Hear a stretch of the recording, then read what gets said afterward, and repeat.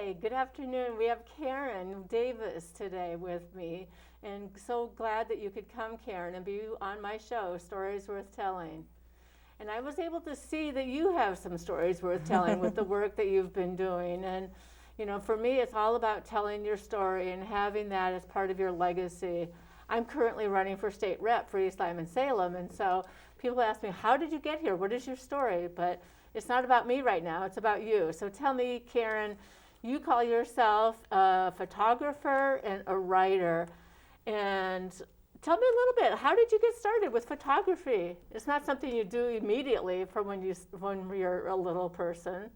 No, I've always been interested in photography though, and I actually took some classes in college, but when I got out of college, I worked in television. Oh. So I had a career in television for 17 years. I was a producer, writer, camera person, etc., working on documentaries in New York City primarily. But I still always wanted to be a photographer. So in 1999, I made a concerted effort to start changing careers. And in 1999, because I have incurable wanderlust, I also applied for a job with Orbis International, which is a nonprofit organization dedicated to eradicating blindness worldwide. And I got the job working on their DC-10 airplane, which essentially was converted into a flying eye hospital. And my job was to record the eye surgeries that were happening on the airplane. I should just back up and say, the plane would land in third world countries, and eye doctors from that country would come on board, and it was a teaching facility. They would sit in what was the first class section, and there was an operating room at the back of the plane, and there was cameras throughout the plane recording the surgeries live.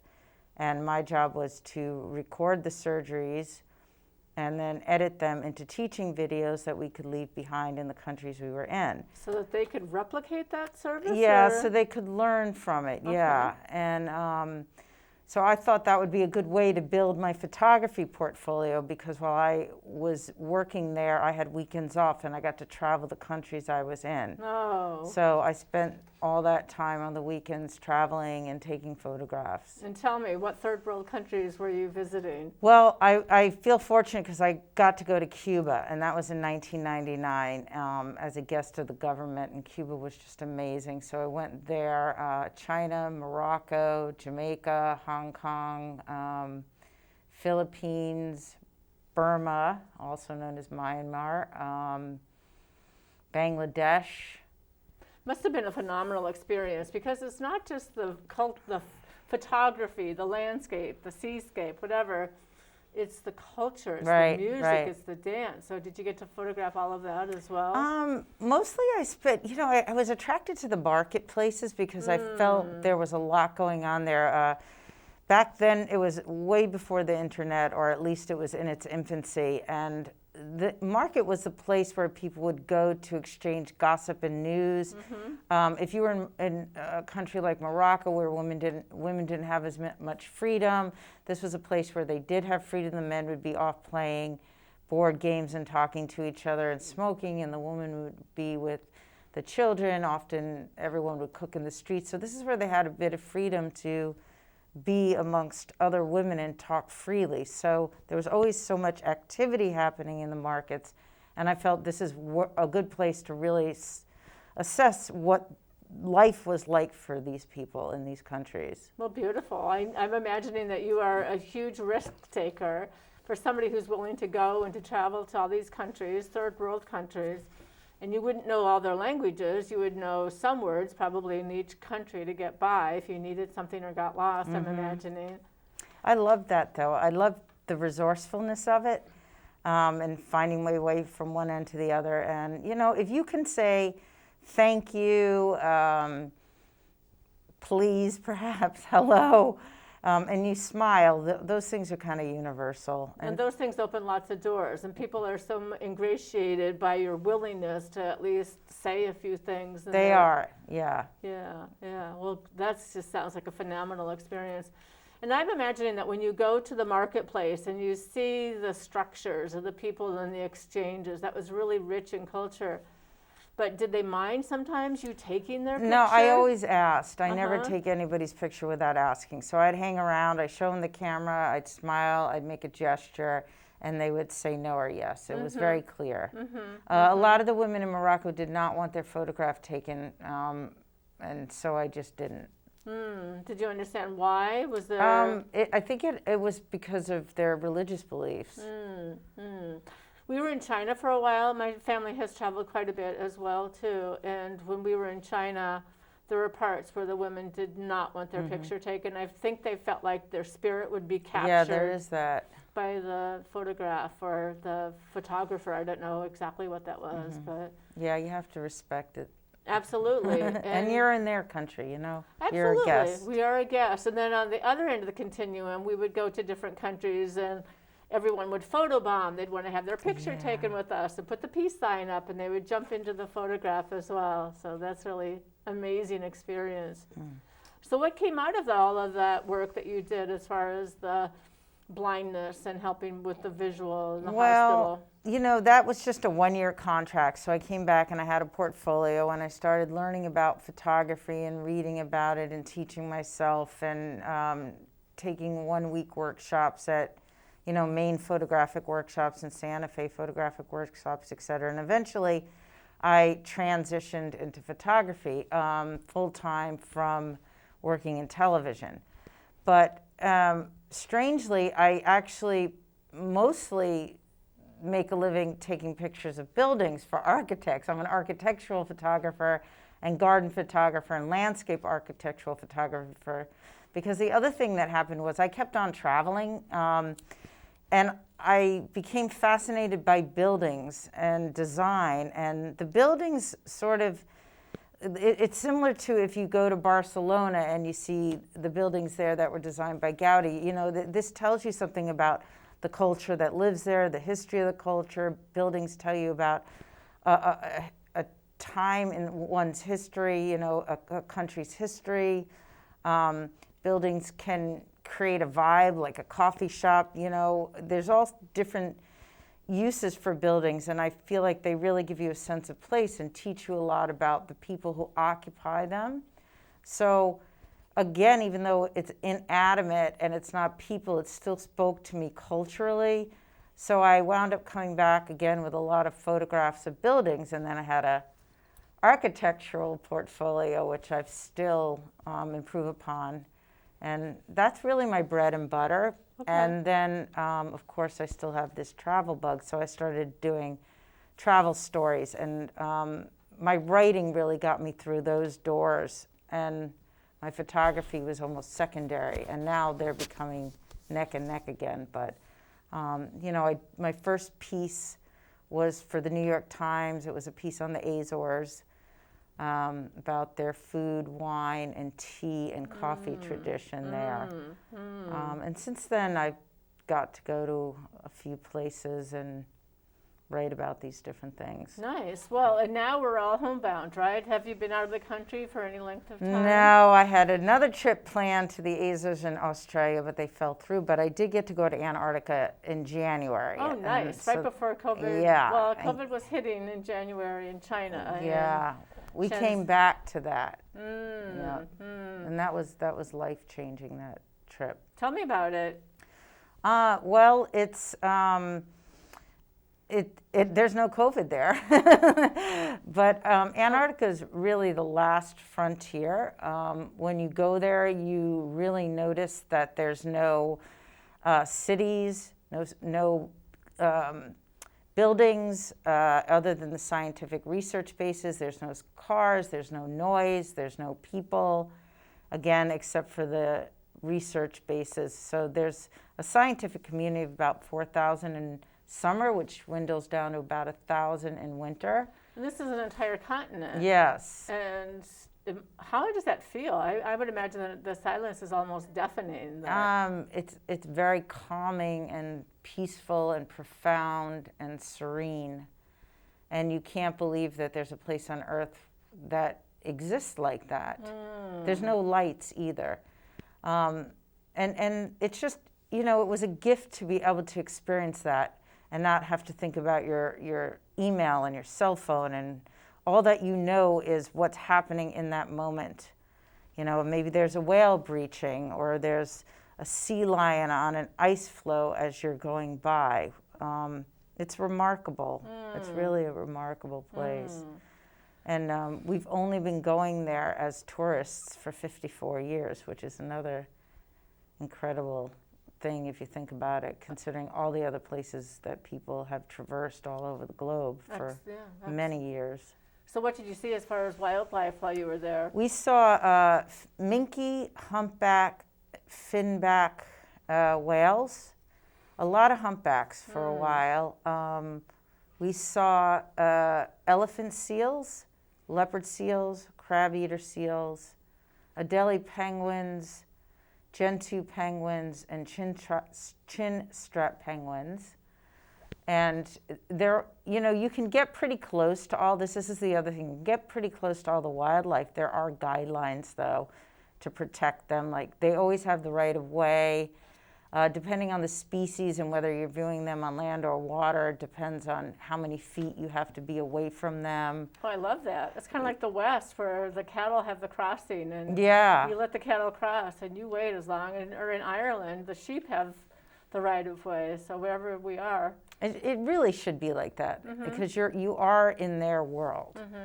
And also, when you go there as a tourist, I went on a cruise ship, an expedition ship through Abercrombie and Kent, and the expedition travel always has an educational component to it.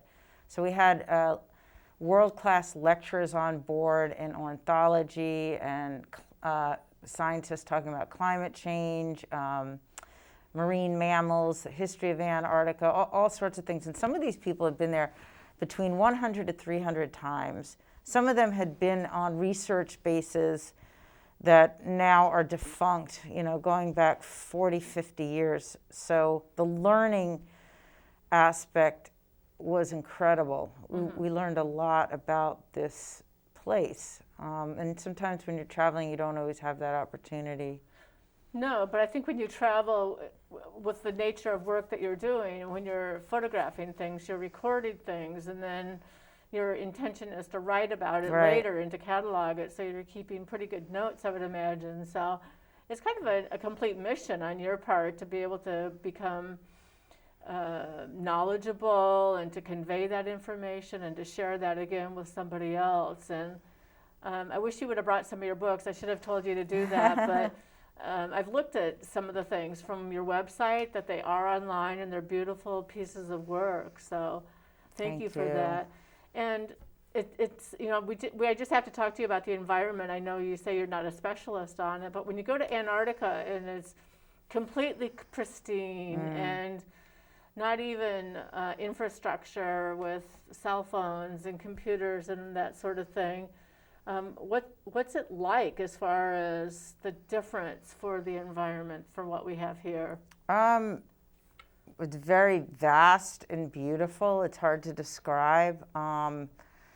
But you are seeing signs of climate change. There's, you know, we saw glaciers falling into the sea, not the entire glacier, but parts breaking off. We were told about the Adelie penguin population, that they're well likely going to become extinct because they are ice flow dependent, and they need that for foraging for their food. So the ice flow acts as a substrate and attracts the algae and microbes and krill that they feed on, and whales also feed on that krill, and those flows are shrinking.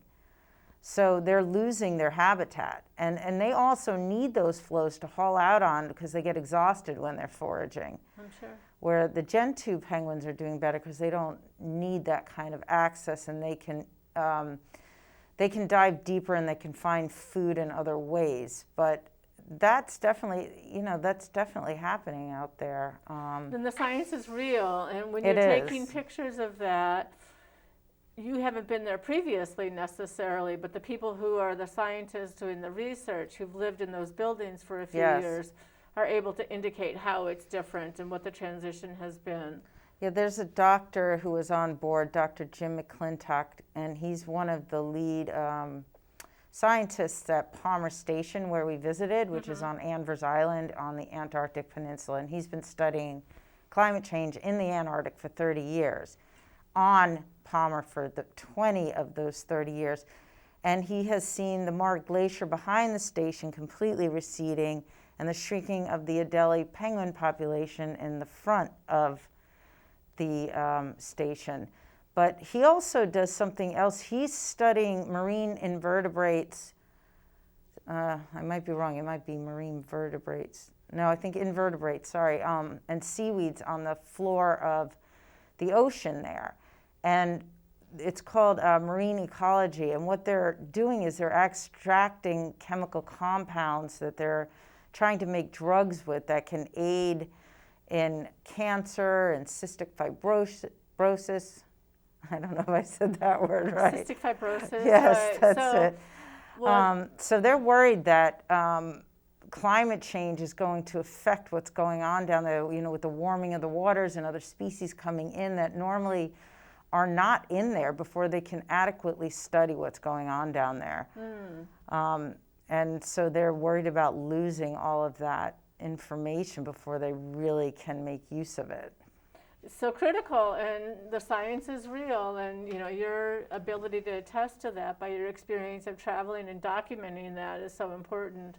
And what does this Dr. McClintock say about climate change or the shrinking of the glaciers and the ice, and what is he in the warming of the earth? What does he say about that? Well, it's happening for sure, and it's happening at an alarming rate. But he does think that it can be mitigated if we can get on it right away. Right. And he's written a couple of books, which would be good for people interested to look him up and read. His name's James McClintock. Okay, we'll look into that. Well, thank you for that.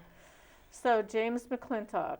Yeah. So tell me more about yourself. You came back from Antarctica and you had all of your, is it all digital now? Yes. Okay, yes. so you had a huge store of digital material. Yeah. So I was commissioned before I left to do a few articles. So I wrote 2 for Lonely Planet. One was on the allure of Antarctic, like why do we go there? And the other was on ecotourism, is it sustainable to go there? And then I wrote another article for Islands magazine, and that was more about a travel piece and my experience, but also about Nathaniel Palmer. He was a sealer from Stonington, Connecticut. And he was there in 1820, and he's credited with discovering Antarctica. So this was the 200th anniversary of the discovery of Antarctica. Wow. And he discovered it when he was down there looking for seals.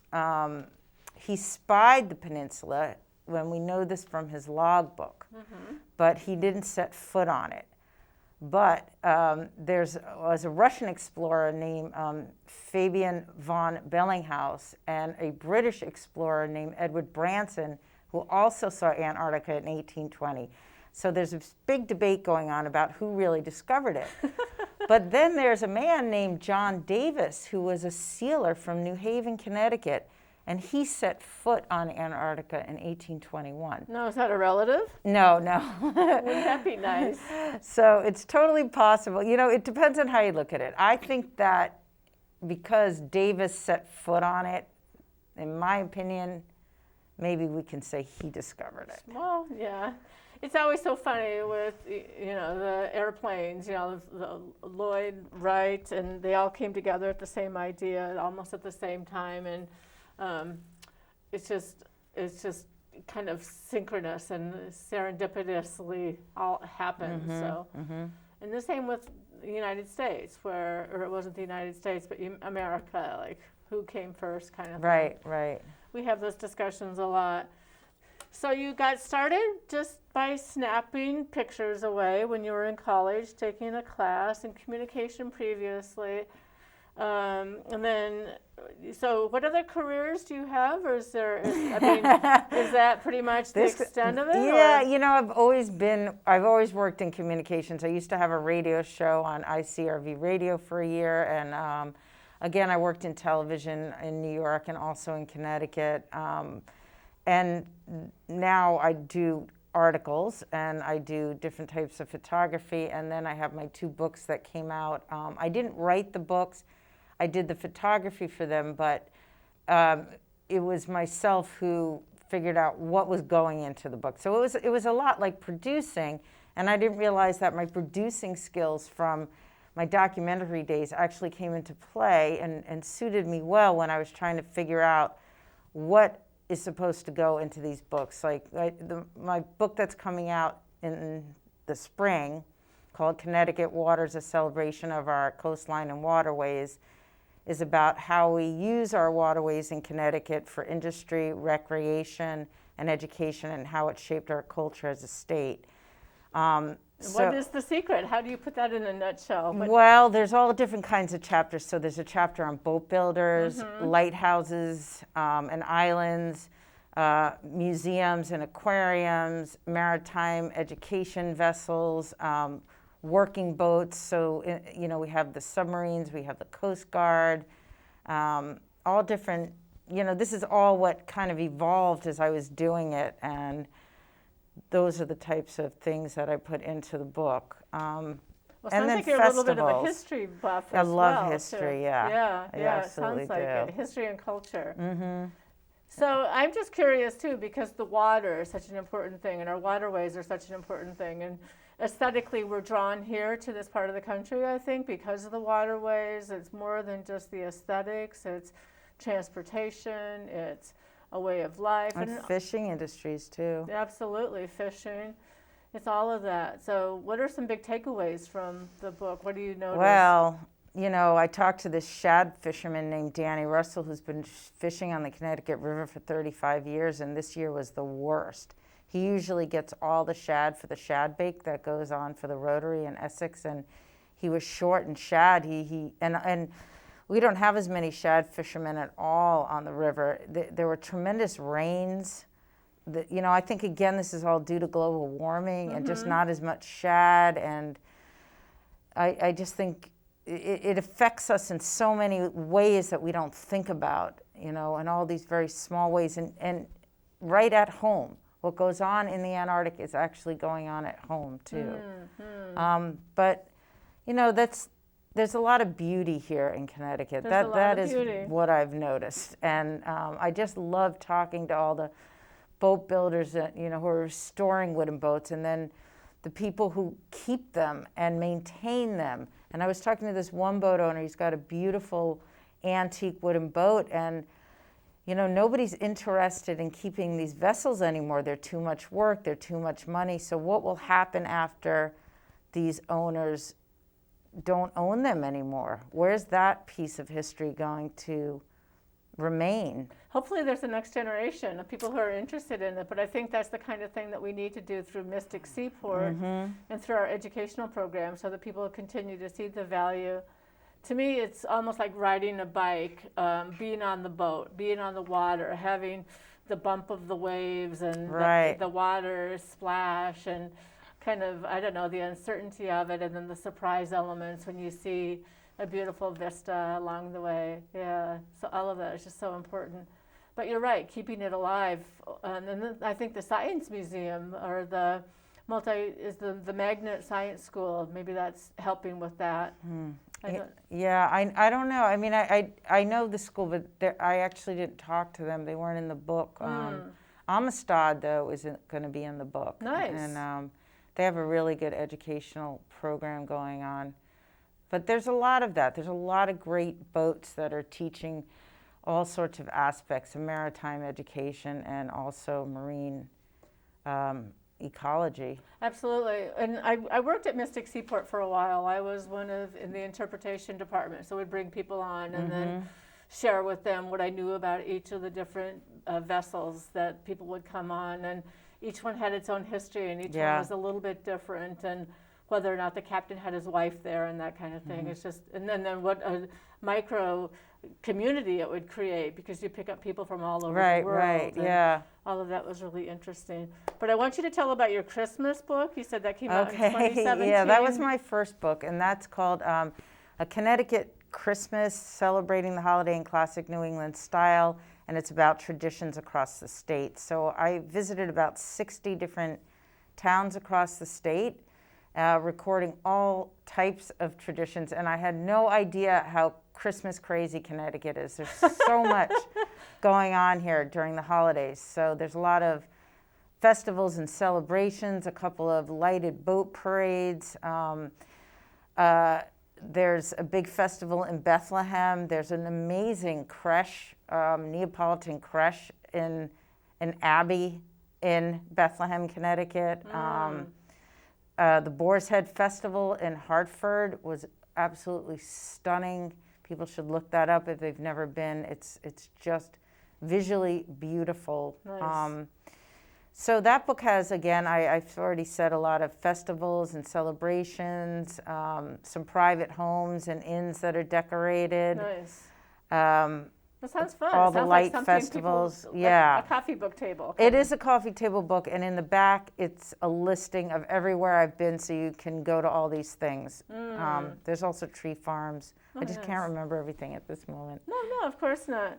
So I want people to know about your websites. You have a couple, CarynBDavis.com, and that's your architectural and design website. Yeah. And then CarynBDavisTravel.com, and that's where you do your travel photography and your travel writing. So if people want to look up your book, or they're both on, both books are on both those sites. Okay. What else? What other plans do you have? Maybe summer festivals, or No, I'm just waiting for plane tickets. you're antsy, ready to go. I know somebody on television the other day said something like, our passports just make a good coaster at this point. Yeah. How They're sad. not really good for anything. It is really sad. There's an app that I should tell you about. It's called BEN, B-E-E-N, and you can put into it like all the different countries around the world and all the states in the United States, and you can point where you've been, and then it rotates, and you can show how much of the world you've actually traveled. And so that takes away, so that's like the new map with thumbtack now. exactly, Thumbtacks, and you can just have it on your phone and pull it up, and it rotates, that's and you can so see what great. percentage of the world you've Oh, traveled. I'd love and- that. I'm yeah. going to do that. Yeah, you'll enjoy doing that. Well, Caryn, you've been absolutely delightful talking about your life experiences, your travel, your passions, and the amazing experiences that you have. So I really appreciate you taking the time and coming on and sharing your stories. Thank you for having me. Oh, you're welcome. So come back some other time when you have more that you want to share. I will. Thank Okay, you. Thank you.